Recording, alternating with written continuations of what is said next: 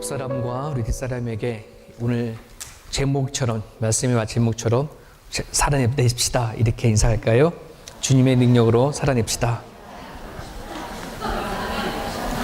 살아냅시다. 뭐 잘 살고 있는데 뭐 또 살아냅시다. 네.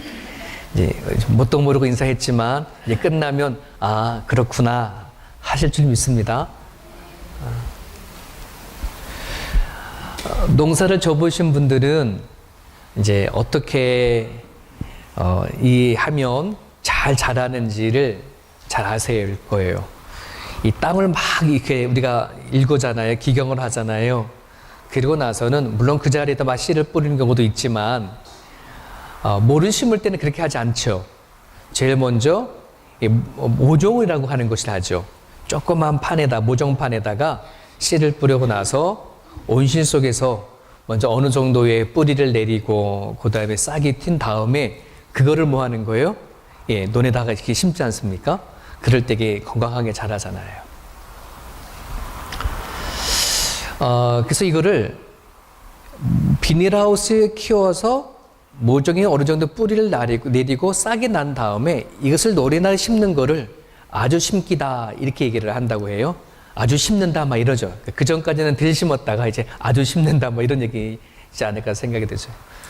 모종의 입장에 보면은 온실 속에서 키워진 것이 훨씬 좋죠.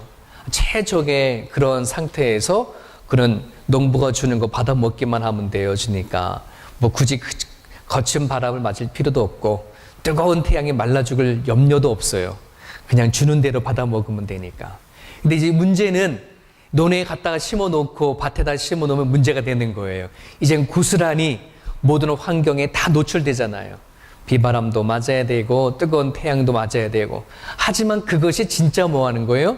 성장하는 거죠. 성숙되어지는 거고 강해지는 거고 거기 진짜 열매가 맺혀지는 겁니다. 그거를 보면서 우리가 하나님을 믿고 신앙으로 성장하고 이거 성숙해 가는 것이 그런 모습을 많이 닮았다 생각이 되져요. 우리가 초창기 교회를 들어오면서 하나님이 어떤 분인지 몰랐는데 하나님을 알게 되는 거야. 야 정말 그렇구나. 이 세상을 하나님이 지으셨구나. 나라고 하는 존재가 하나님이 지으셔서 이렇게 되어졌구나. 우리는 성경을 통해서 하나님을 알아가고 막 그래요. 그땐 정신없어. 예, 하나님 아는 게 너무나 즐겁고 너무나 든든하고 행복하니까 아마 그때의 시기를 모종의 시기가 아닌가 생각이 되어집니다. 그러나 이제 그 자리에서만 있으면 안 되죠. 이제 우리 아주 심기를 해야 돼요. 이 말은 뭐냐면 우리가 하나님을 알고 하나님에 대해서 이분이 그런 분이구나 하는 그 지식을 갖고 있다면 이제 그 하나님을 아는 것을 뭐 해야 합니까? 살아가는 삶의 현장 위에 살아내야 하는 거죠. 그죠? 그것이 우리들에게 있어야 할 몫입니다. 그래서 내가 하나님을 아는 것과 지식으로 아는 것과 하나님을 믿고 살아내는 것은 이게 별개의 문제입니다.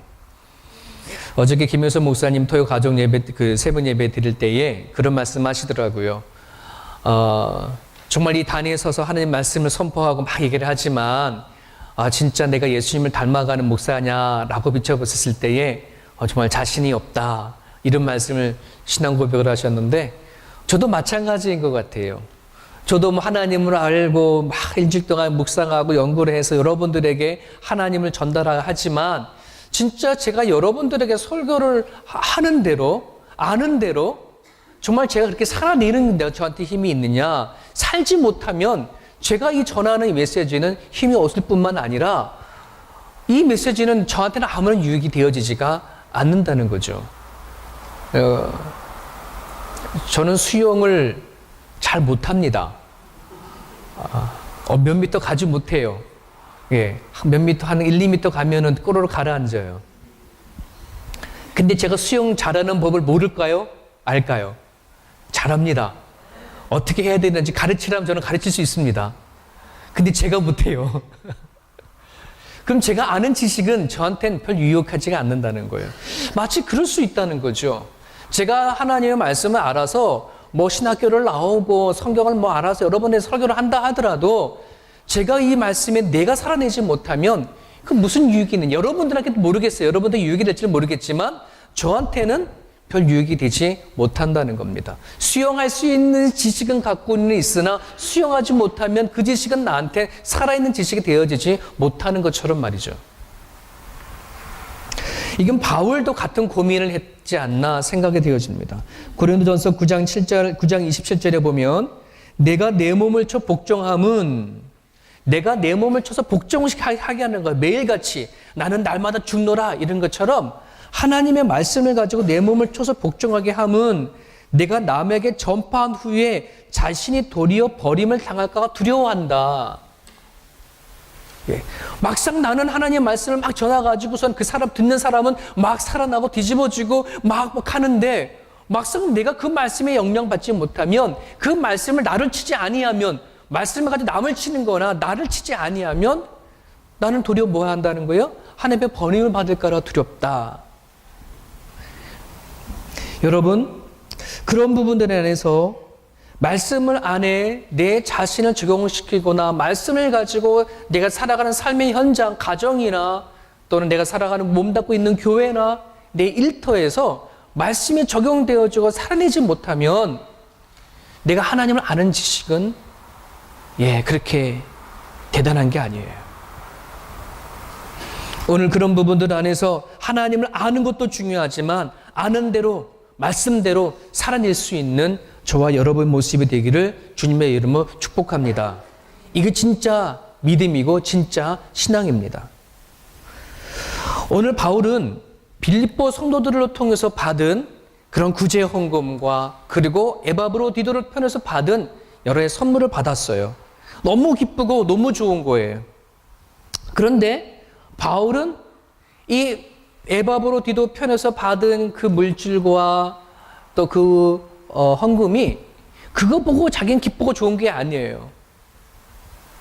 이 물질 속에 담겨져 있는 빌립보 성도들이 그 영성과 믿음의 성장함을 보고 기뻐하고 즐거워한다는 것이에요. 그래서 17절에 보면은 내가 선물을 구함이 아니라 오직 너희들에게 유익하도록 풍성한 열매를 구합니다. 이 말은 뭐냐 그러면 하나님께서 너희들이 행한 이 선한 일을 보고 하나님께서 너희들에게 주실 풍성한 그 은혜를 바라보면 내가 너무나 기뻐 이런 말이에요. 여러분, 한 교회가 실질적으로 이 어떤 서로 의견을 맞춰 가지고서는 이 로마 감옥에 있는 바울에게 물질을 보내고 사람을 보낸다는 건 참 쉽지가 않아요. 이 당시에 바울이 여러 교회를 많이 개척했거든요. 그럼에도 불구하고 바울이 힘들고 어려울 때에 그들이 도와줬던 교회는 빌립보 교회밖에 없었어. 이렇게 오늘 성경 말씀을 그렇게 얘기를 하거든요. 근데 빌립보 교회가 문제가 없었던 교회가 아니에요. 여러분이 시드니 안에 뭐 몇백 개의 교회가 된다고 하지만 이 몇백 개 되는 교회가 다 문제가 없나요? 아니요. 문제가 없는 교회는 한 교회도 없어요. 다 그 안에 들어가면 다 이런저런 모양으로 다 문제를 안고 있어요. 근데 이 빌립보 교회도 문제가 있어요. 서로 간에 다툼도 있고 그런 교회이지만 이 빌립보가 교인들이 로마 감옥에 갇혀 있는 바울의 형편을 알고 그들의 마음에 대한 사랑을 가지고 물질을 모아가지고 에바보 편에 디도를 보냈을 때에 바울은 그것을 단지 물질로만 보지 않았어요. 그 물질 속에 담겨져 있는 그들의 마음들, 그리고 여러 가지 성도들의 마음이 하나로 한 뜻으로 묶었을 그의 신앙의 성숙함, 그거를 바라본 거예요. 너무너무 바울은 기쁜 거예요. 그래, 빌립보 교회가 이만큼 성숙했구나, 이만큼 자랐구나, 하나님께서 그들에게 이 물질을 통하여서 축복해 주시겠구나, 풍성한 열매를 주시겠구나 하는 그런 마음을 가지고 오늘 이 마지막 편지, 빌립보서의 편지를 마무리해 나가는 것이에요. 그냥 도움의 손길만 보지 아니하고 또 빌립보 교인들이 자기들과 그러니까 빌립보 교회를 바울이 개척했으니까 개척한 목사님이 되게 어려운 형편을 당했더라 하는 그런 어떠한 그런 책임과 의무와 도리만 가지고서는 헌금을 했다라고 하는 그런 걸로 받아들이지 않는다는 것입니다. 진짜 빌립보 성도들이 성숙했구나. 사랑하는 여러분, 오늘 우리들이 살아갈 때에 우리들이 갖고 있는 신앙의 이 문제가 가정 안에서든 또 교회 안에서든 내가 살아간 삶의 현장 안에서든 어떠한 내 도리나 책임과 의무를 가지고 하는 어떤 일보다 진심으로 마음에서 나오는 삶이 되었으면 간절히 바라기 원해요.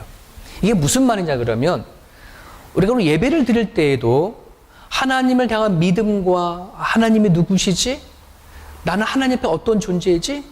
이런 마음을 가지고 막 이렇게 주임전으로 나오는 그런 마음이 있기를 간절히 바라요. 그냥 내가 집사이니까 내가 그리스도인이니까 내가 그냥 주일에 한 번은 교회를 가져야지 라고 하는 책임과 의무와 어떠한 도리로서 출발되어지는 그러한 모습이 아니고 말이죠. 이게 예배뿐만 아니라 내가 교회에서 섬기거나 내가 선교를 하거나 그 어떤 걸 하더라도 그냥 어떠한 인간과 인간에 대한 어떠한 그 책임과 도리로서가 아닌 하나님을 만난 그 은혜와 사랑과 기쁨으로 감당할 수 있기를 주님의 이름으로 축원합니다. 이상명 목사가 나름대로 일찍 열심히 준비해가지고 왔으니까 내가 주일 예배 참석해줘야 돼, 들어줘야 돼, 이런 마음이 아니고요. 내가 집사고 권사님이고 장로님이고 하니까 내가 이 교회 직분자니까 내가 이렇게 해야 돼 라고 하는 거 참 좋은 거예요. 그렇게 해야지 마땅한 거예요. 저는 여러분들에도 그렇게 권장도 해요. 하지만 그 이기 전에 도리와 책임과 의무이기 전에 정말 여러분 마음 안에 그렇게 할 수 있는 근본 이유와 원인이 하나님을 향한 사랑이 있어서부터 출발할 수 있기를 간절히 바라는 것입니다. 지금 바울이 빌립보 교인을 받았던 그 물질과 그 헌금이 그냥 어떤 도리나 성도와 목회자에 관한 어떤 주고받는 도움과 이런 게 아닌 그 물질 속에서 성도들의 사랑을 보고 마음을 바라보고 기쁨으로 받고 기쁨으로 축복해주는 이 관계가 오늘 본문 안에 담겨져 있다고 한다는 것입니다. 여러분, 하나님은 우리를 일일이 다 부르셨을 때에 그냥 여러분들에게 어떤 짐을 주려고 부른 거 절대 아니잖아요. 수고하고 무거운 짐진 자들아 다 내게 오라. 이건 뭐예요? 내가 너와 함께 하겠다. 너 혼자 짐 지려고 하지 마라. 하나님은 우리를 부르셔서 어떤 종으로서 여러분 짐을 지려고 부른 것도 아니야. 하나님이 여러분들의 자녀를 삼으신 것도 여러분들이 뭐 하나님 앞에 또 하나님이 덕을 보려고 여러분을 자녀 삼은 게 절대 아니죠. 같이 살기 원하는 거예요. 함께 하기를 원하는 거죠. 예.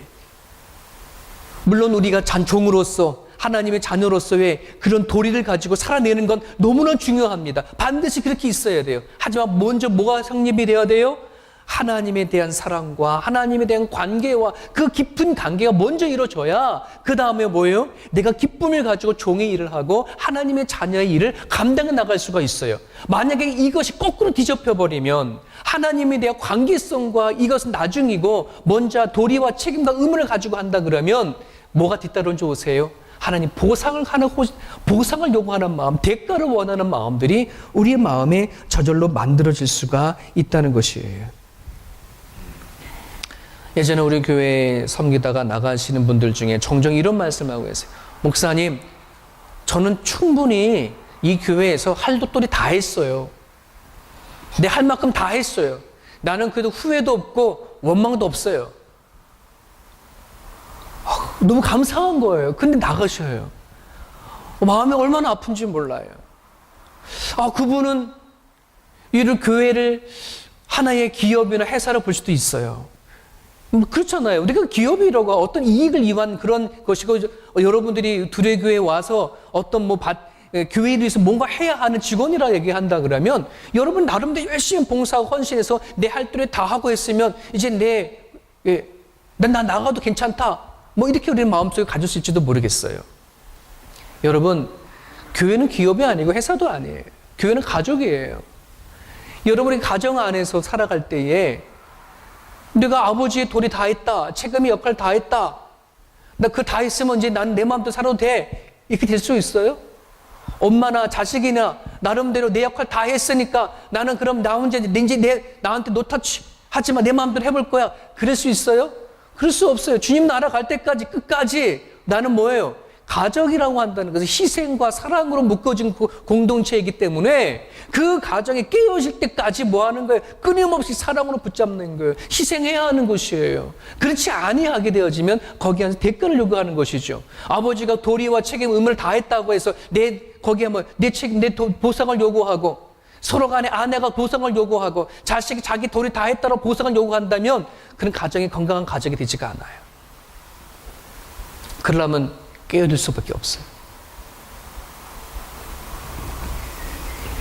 사랑하는 여러분, 우리가 간절히 바라고 원하는 것은 도리와 책임이 있기 전에 사랑으로 희생하는 것이 있어야 돼요. 헌신하는 것이 먼저 있어야 돼요. 이것이 가정이요, 교회 공동체예요.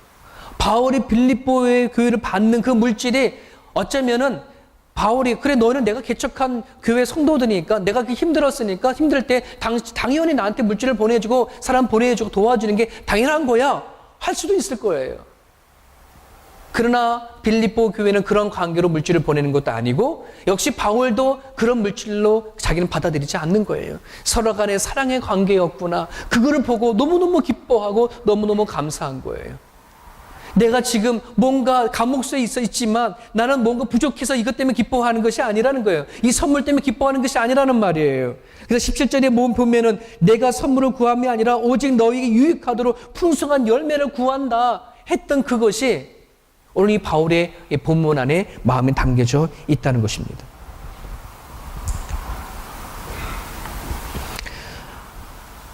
여러분, 우리가 믿음으로 성장하고 신앙으로 성숙되어진다는 것, 이것을 많은 사람들은 내가 교회를 오래 다니고 신앙생활을 많이 하게 되면 하나님만을 많이 알아서 나도 누구를 가르치고 내가 그 영향을 받고 내가 어떤 구제도 하고 모돌이 나가서 하는 것, 너무너무 소중한 부분들이에요. 마땅히 그렇게 해야 됩니다. 제자가 되어진다 그러면 내가 누구를 내가 받은 것을 가르쳐주고 해줘야지 돼요. 하지만 그 전에 먼저 내 마음 안에 무엇이 될 수 있어야 되느냐? 속사람이라고 하는 것이 있어요. 바울이 세워져 가는 교회마다 제일 먼저 그 사람이 어떠한 제자가 되기 전에 제일 먼저 요청하고 기도한 것이 있어요. 너의 겉사람은 날마다 후패할지 모르지만 속사람은 날마다 새로워져라. 이런 요청을 계속하고 있는 것이에요. 이것이 먼저 되어져야 돼. 그래야 정말 여러분이 교회를 섬기고 정말 누구에게 가르칠 때에도 마음을 단 가르침이 되어지고 나중에 그 일 가지고 상처를 받거나 여러 가지 봉사와 헌신한 걸 가지고서는 이제 내 할 도리 다 했으니까 나는 이렇게 주저앉지가 않아야 돼요. 우리 말씀 먼저 같이 한번 읽어보겠습니다. 고린도후서 4장 8절에 10절입니다. 시작. 우리가 사방으로 우겨쌈을 당하여도 쌓이지 아니하며 답답한 일을 당하여도 낙심하지 아니하며 박해를 받아도 버림바 되어지지 아니하며 거꾸로짐을 당하여도 망하지 아니하고 우리가 항상 예수의 죽음을 몸에 짊어짐은 예수의 생명이 또한 우리 몸에 나타내려고 한다. 우리 몸 안에 예수님이 나타내려지는 때가 언제냐? 우리가 사방으로 우겨쌈을 당할 때에, 답답한 일을 당할 때에, 거꾸로짐을 당할 때에, 그죠? 우리는 그때 넘어지지 않는 거예요. 우리 안에 뭐가 있으면 예수님에 대한 관계가 확실해진다고 한다면 우리는 이런 일을 닥칠 때 전혀 넘어지지가 않지요. 그러나 이러한 것이 믿음이 세워지지 아니한다면 사방으로 우겨싸움을 당하였어도 내가 움츠러지지 아니하고 쓰러지지 않는 이 믿음이 우리 안에 형성되지 아니하면 사방으로 공격해 오면 다 주저앉아 버려요. 그만 끝내고 싶은 것이 너무나 많아요. 여러분, 우리가 어처구니 없는 일을 당하거나 여러 가지 상황이 되어지면 우리는 절망하고 자포자기할 때가 얼마나 많아요. 하지만 자포자기하고 절망하지 말 거를 그런 믿음을 갖기를 오늘 얘기를 하고 있는 거예요. 너가 박해를 받아도 하나님께서 날 버리지 않는구나 하는 그런 믿음을 가져야 되고 얻어맞고 넘어져도 다시 일어날 수 있는 그 믿음을 가지고 있어야 우리는 내 안에 있는 하나님이 드러내주는 거죠. 나의 주신 대신 하나님이 밝혀 드러내주는 거죠. 믿지 아니하는 사람이 우리를 바라보고 당신은 안에 정말 당신 믿음이 있구나. 언제 확인하겠습니까? 우리 안에 좋은 일이 있거나 기쁜 일이 있거나 성공한 일이 있으면 우리는 믿지 아니하는 사람들처럼 다 똑같이 그렇게 드러내고 할 수 있어요. 하지만 언제 우리가 안에 믿음이 드러내느냐 하면 이처럼 우겨쌈을 당할 때에, 너무 어처구니 없는 답답한 일을 당할 때에, 박해를 받을 때에, 넘어지고 쓰러질 때, 그럼에도 불구하고 의교싸움을 당하지 않고 다시 일어설 수 있는 그 상황이 보여질 때에 우리 안에 누가 드러난다고요? 예수님이 드러난다는 거예요. 하나님이 드러난다는 것이죠. 여러분, 둘의 교회가 이제 11주년 다음 주, 이제 원래는 오늘 11주년이지만 다음 주에 우리가 11주년 기념 예배를 드려줘요. 제가 우리를 지온이를 바라보면 우리 교회가 어느 정도의 수준인지 알고 있어요. 우리 지온이가 태어날 때부터 시작이 되어졌으니까.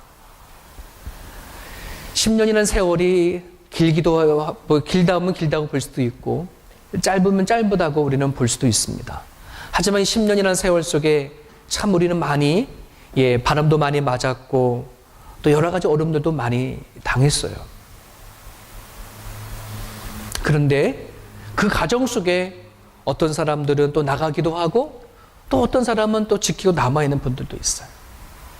여러분, 믿음이 깊어지고 신앙이 깊어진다는 것은 식물로 따지면 뿌리가 깊이 뻗는 걸 얘기를 하는 거예요. 믿음이 뿌리를 그 땅에 되어줘야 올라가는 것도 올라가고 열매가 맺혀지는 것이에요. 오늘 우리 둘에게 성도들이 하나님과의 그 깊은 관계 안에서 믿음의 깊이 뿌리를 내릴 수 있기를 간절히 바랍니다. 하나님 안에서 가정이든 교회이든 일터 안에든 하나님 말씀대로 살아낼 수 있는 삶이 저와 여러분 가운데 있기를 원합니다. 낙심하지 않는 이유가 하나님께 있기를 원하고 누구를 손가락질 할 틈 없이 내 자신을 하나님 앞에 비춰볼 수 있는 신앙으로 갈 수 있기를 간절히 바랍니다. 정말 그래야 내가 신앙생활을 해나가든 가정 안에서 생활을 해나가든 하나님의 말씀이 체험이 되어지고 경험이 되어져요. 그럴 때 가정 안에서 믿지 않는 남편이나 아내가 당신 바라보고 내가 교회를 갈게 하는 것이 나오는 거예요. 내가 살아가는 일터 안에서도 당신 불을 발 때 사장님 보면 내가 교회를 가고 싶어요 라고 하는 그런 말이 나오게 되어주는 것이죠. 오늘 바울은 빌립보 성도들을 보내준 헌금을 통해서 빌립보 성도들의 그 믿음을 보고 너무나 기뻐서 18절에는 이렇게 표현을 하기도 합니다. 에바브로 디도편에 받은 그 물질을 향기로운 제물이요 하나님께서 기뻐 받으실 만한 것이라고 바울은 그렇게 얘기를 하고 있는 것이에요. 여러분, 우리가 그 인간관계 안에서 제일 많이 힘들어지는 것이 뭐냐면 주고받는 문제 안에서 참 많은 일이 일어나요. 주고받는 것. 여러분, 주는 게 얼마나 아름다운 것이에요. 베푸는 것이 얼마나 좋은 것이에요. 그런데 우리는 신앙생활 하다 보면 주고 받는 문제가 이상하게 틀어지고 깨어질 때가 많고 상처가 될 때가 많아요. 주는 사람도 상처가 되고 받는 사람도 상처가 될 때가 많아요. 왜 그럴까요? 이 주고 받는 문제가 하나님 안에서 바라봐야 돼요. 하나님 안에서 이루어져야 돼요. 주는 사람도 하나님 안에서 줘야 되고 받는 사람도 하나님 안에서 받아야 되어져요. 그렇지 아니하게 되어지면 인간적인 관계 속에서 해나가면 이 주고받는 것이 때로는 짐이 되어지고 상처가 되어지고 어둠을 힘들게 할 때가 얼마나 많은지 몰라요. 사랑하는 여러분, 내가 누구에게 물 한 잔 주는 것도 고마운 거예요. 받는 사람도 그 고마움으로 받을 수 있기를 주님의 이름을 축원해요. 그냥 인간과 인간으로 바라보지 마시고요. 하나님 안에서 이 일을 통해서 역사하시는구나 그렇게 바라볼 때에 진짜 우리는 주고받는 것이 얼마나 기쁨이 되어지고 감사가 되어지는지, 그 사람이 나를 보상해주든 안 보상해주든 괜찮아. 하나님 안에서 주면은 주는 자체가 기쁨이고 감사해요. 받는 사람도 그것을 짐으로 받지 않아요. 받는 사람도 주는 사람을 생각해서 하나님 저들에게 역사하셔서 나에게 주셨사오니 저들을 축복해 주시고 저들에게 역사해 주십시오. 그 기도가 우리 가운데 일어날 때에 진짜 교회는 교회다운 거예요. 주고받는 것은 하나님께서 주신 축복이에요. 그 사랑의 헌신 실천이에요.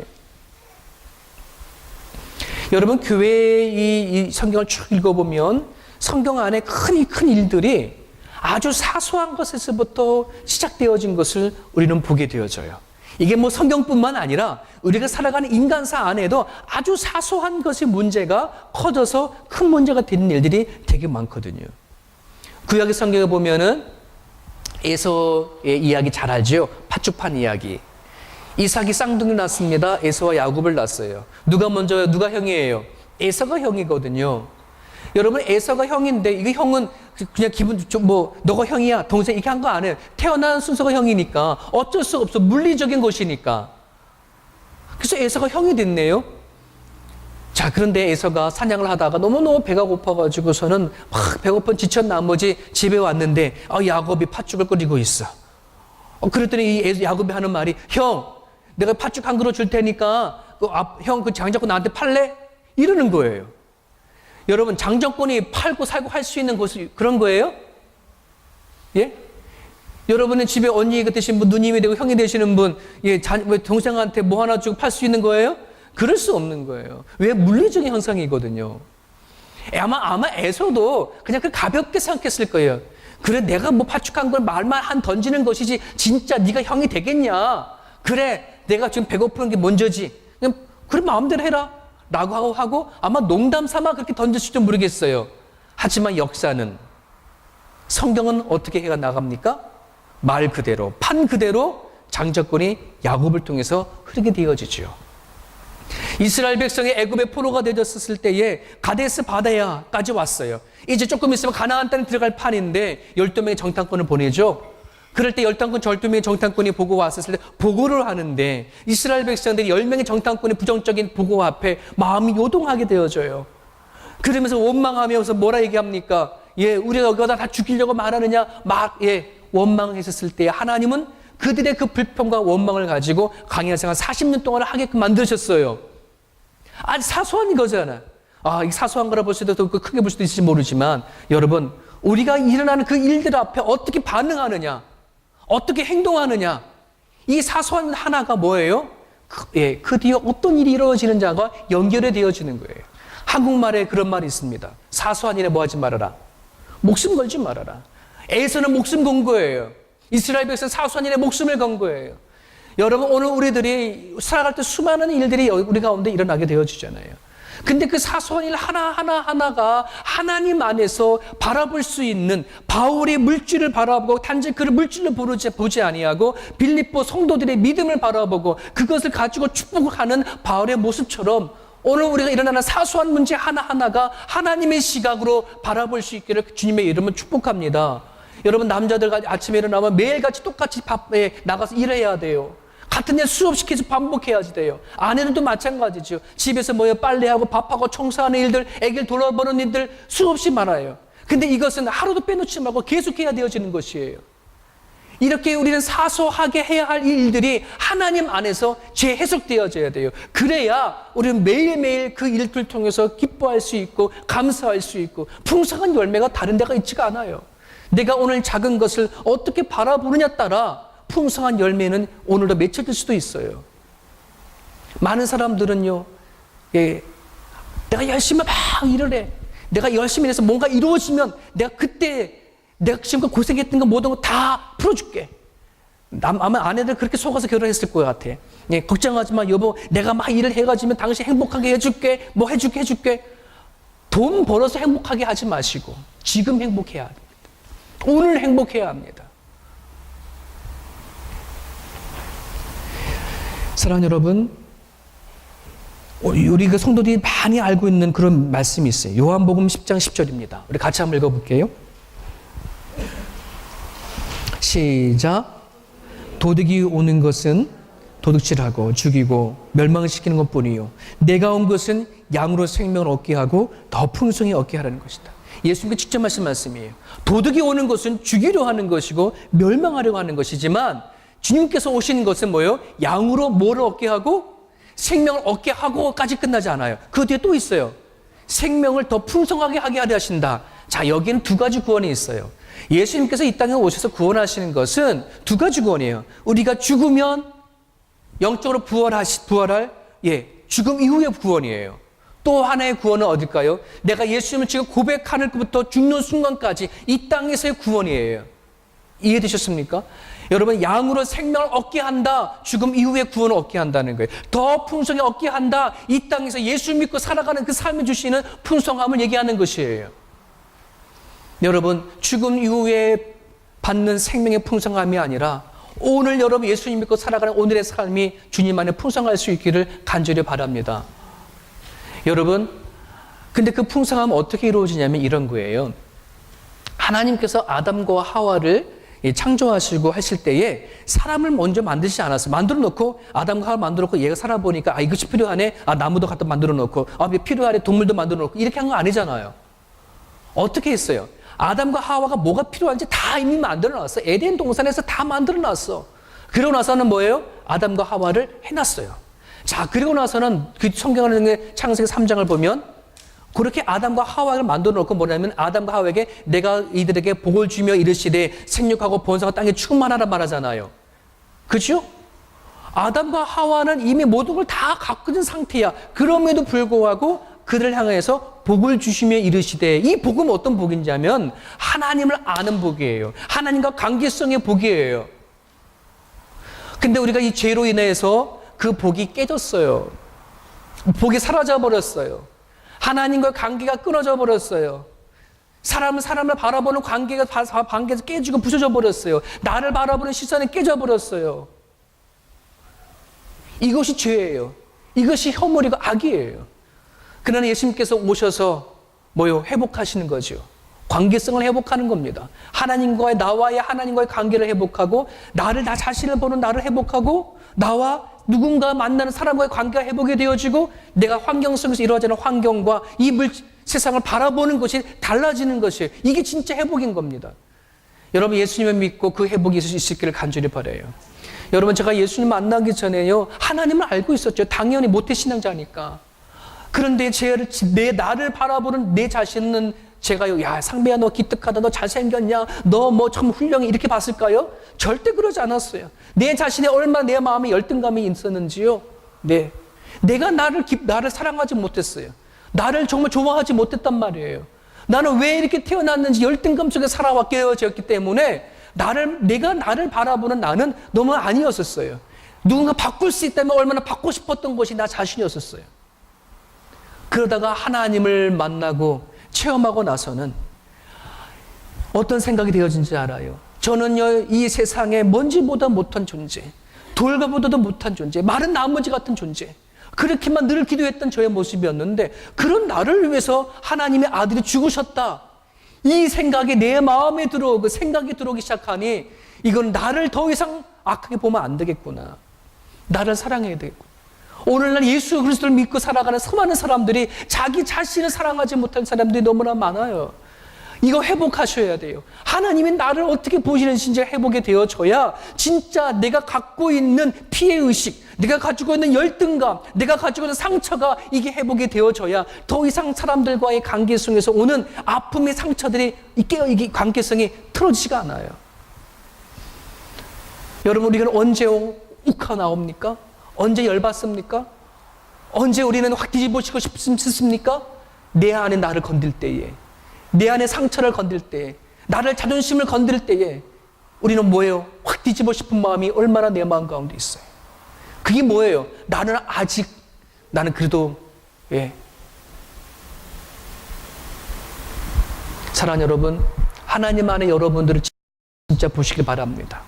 하나님 안에 여러분들을 진짜 보시고 여러분을 사랑하시고, 여러분의 그 사랑하심으로 말미암아 여러분 마음속에 있는 피해의식과 열등의식과 이 모든 것을 데려내실 때에 사소한 것 하나하나라 하나님 안에 바라볼 수 있는 시선의 눈이 열리게 되어져요. 그럴 때에 하나님의 은혜를 알게 되어지고, 내가 사람들을 바라보는 게 달라지고, 심지어는 내가 부딪힌 여러 가지 환경을 바라볼 때, 이 속에서 하나님이 일하시는구나, 역사하시는구나, 그것만 느낄 수만 있다면 여러분, 우리는 넉넉하게 주어진 삶을 이겨나갈 수 있을 거라고 믿어요. 사랑하는 여러분, 오늘 우리와 저와 여러분 가운데에 부족한 것이 얼마나 많은지 모르지요. 하나님을 정말 신실하게 만나고 그 믿음을 가지고 살아내어줄 수 있기를 간절히 바랍니다. 가정 안에서, 특별히 또 교회 안에서, 여러분 살아가는 일터 안에서 하나님 안에서 발견되어진 그 시선을 가지고 넉넉하게 주어진 삶을 재해석할 수 있는 저와 여러분의 모습이 되어지기를 간절히 바랍니다. 같이 한번 기도하기 원합니다.